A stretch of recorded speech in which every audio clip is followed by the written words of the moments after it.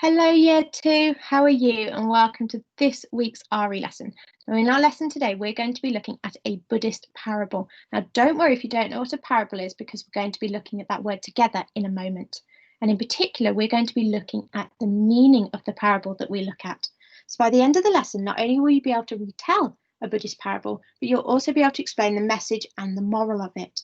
Now, before we do that, I'd like to check how much you can remember from last lesson. So last lesson, we looked at the statue of the Buddha and its different features and what each of the features represented. Now here you've got 4 different pictures of the statue, and in each picture, a different feature is circled. Then at the bottom, you've got some sentences which show what they represent. You've got the snails that protected Siddhartha Gautama from the sun. He is very wise. Siddhartha Gautama wore heavy earrings, and he is very spiritual. So what you need to do is match the feature to what it represents, the sentence that shows what that feature represents, okay? So can you pause the video now and have a go at doing this for me? Okay, Year 2, so let's see how much you remembered. The first picture shows his long earlobes. Can you remember what that represented? Brilliant. That represented Siddhartha Gautama, the fact that he wore, when he was a prince in his palace, he wore heavy earrings and they stretched his earlobes, and that is why the Buddha has long earlobes. Now, the second one has his third eye circled. Can you remember what the third eye represented? Brilliant. It represented the fact that he is very spiritual and he can see things that normal people cannot see. Now, the next one, we've got the circle shapes on his head circled. Now, this wasn't hair. This was something from the story of when Siddhartha Gautama became the Buddha. But can you remember what? Fantastic. It represents the snails that protected Siddhartha Gautama from the sun when he was meditating under the Bodhi tree. And then finally, we've got the bump on the top of his head. What did this represent? Yes, it represented the fact he was very wise, he was very clever. And some of that might be because he has a third eye, so he can see things that normal people wouldn't be able to see. Brilliant. Well done if you remembered that. That's fantastic. Now let's move on to today's learning. So, as I said, we're going to be looking at a parable. Do you know what a parable is? Have you ever heard of any or read any parables? And if you haven't, can you maybe predict what a parable is? Okay, so can you pause the video now and either talk to the person you're with or have a think yourself? Do you know what a parable is? If you don't, can you predict what one is? Okay, Year 2. Did you know what a parable was? Shall we find out? So a parable is a story with a message or a moral about how to live. So for example, a parable might have the message or moral that you have to be kind to people. Or a parable might have the message or moral that you have to share with people. Okay, there are lots of different messages and morals that a parable can have. And the Buddha used parables to explain ideas to his followers.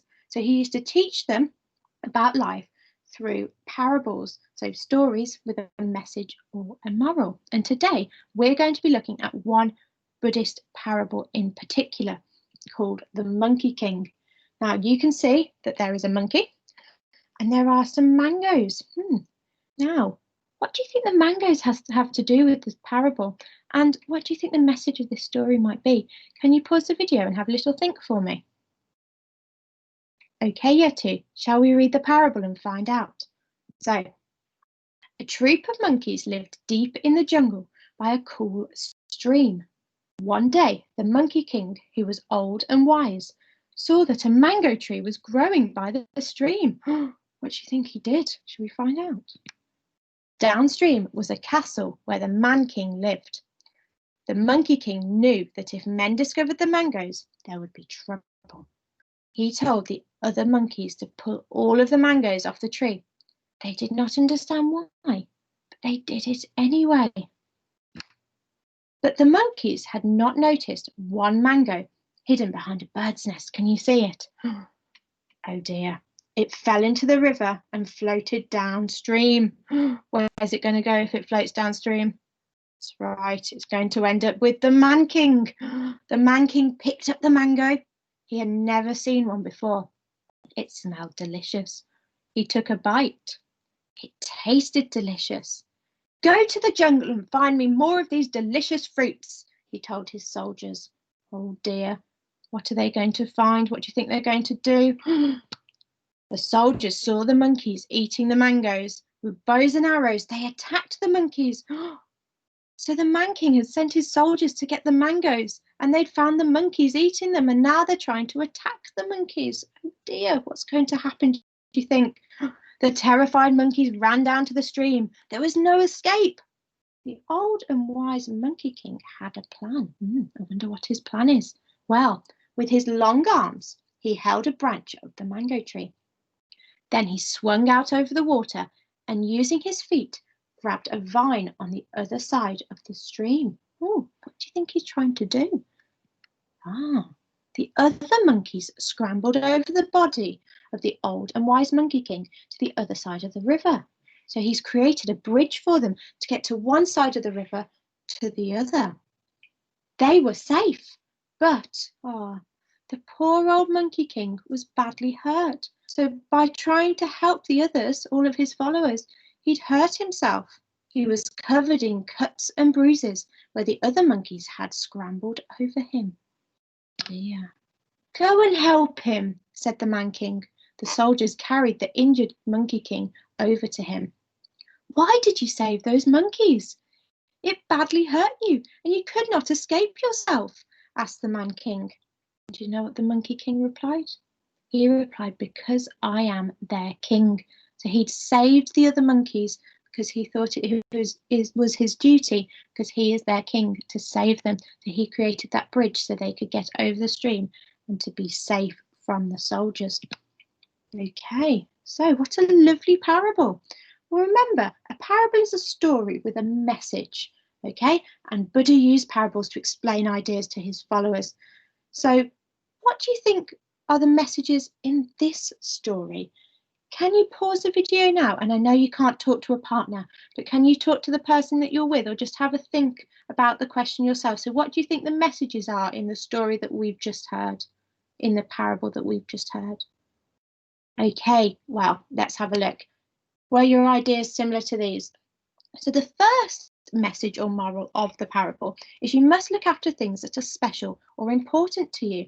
Okay, so the monkeys had the mangoes that were important to them, and they picked them all off the trees, but they left one behind. So they didn't look after that one mango, which was important to them. So this story is telling us you must look after things that are special and important to you. Okay, you must take care to do a job properly. So the monkeys had missed the last mango, so they hadn't done the job properly. Next, a leader must be brave. So someone that leads people has to be brave, like the Monkey King when he created a bridge for the other monkeys to get to the other side of the stream. And finally, a leader should be prepared to make sacrifices for his followers. So even though he got hurt by letting the other monkeys scramble over him, he still did it because he was their king. So he made the sacrifice to his followers of helping them, even though that's hurt himself. Okay. So what adjectives could you use to describe the Monkey King? Could you pause the video and have a think of some adjectives? Okay, Yeti, shall I tell you what adjectives I thought of to describe him? Well, I thought of selfless. Remember in our history, we learned what selfless was. You do things for other people, not for yourself. So by creating the bridge for his followers to get across, he was thinking of his followers and not of himself, because he got hurt, didn't he? I also thought of heroic, okay? So again, we learned about this in history. You have to be brave, courageous, and do something. So he helped his followers, didn't he? He did something important for his group of followers, his group of monkeys. Next, I've got kind. So he was very kind. He thought of the monkeys rather than himself, and he helped them. I also thought of wise. So the story tells us that he's wise. And then finally, he's brave. So again, he was brave by creating that bridge for them to get across the river, wasn't he? He was very brave because he hurt himself as well. But even though he's hurt himself, he was very brave and said, well, I'm their king, so I had to do that. So there we go. Those are the adjectives I thought of. Did you think of any that were similar? Fantastic. Now, this is your task. You are a radio presenter, okay? So you're on the radio and you're going to be interviewing the Monkey King. Now, your task is to write an interview with the Monkey King. So what questions could you ask him, and how would he answer them? So not only have you got to think of the questions, you've also got to answer them as if you were the Monkey King. So like we did with Bubbles, with the feelings of Gabby in the different parts of the story, where you thought of a question for her and then you wrote her answer, you've got to write a question for the Monkey King and then also write what you think he would answer. So here's some ideas of some questions to get you started. So what did you think when you saw the mango tree downstream? So you could answer that question. Why did you not tell the other monkeys the reason why they had to take all of the mangoes off the trees? Okay, you could also have, why do you think all of the monkeys took the mangoes off the trees even though you didn't tell them why? You could also have, why did you create that bridge over the river? There are lots of different questions you could ask the Monkey King, and you need to think of all those questions and write down the answers, how you think the Monkey King would answer. Because remember, the Monkey King is selfless, he's heroic, he's kind, he's wise, and he's brave. So you need to think of all those adjectives when you're answering the questions as if you were the Monkey King. Okay, now there isn't a worksheet for this lesson. You just need to write it on a piece of paper. But I'm really looking forward to seeing your interviews with the Monkey King, and I'll see you in our next RE lesson. Have a lovely rest of your day, Year 2. Bye!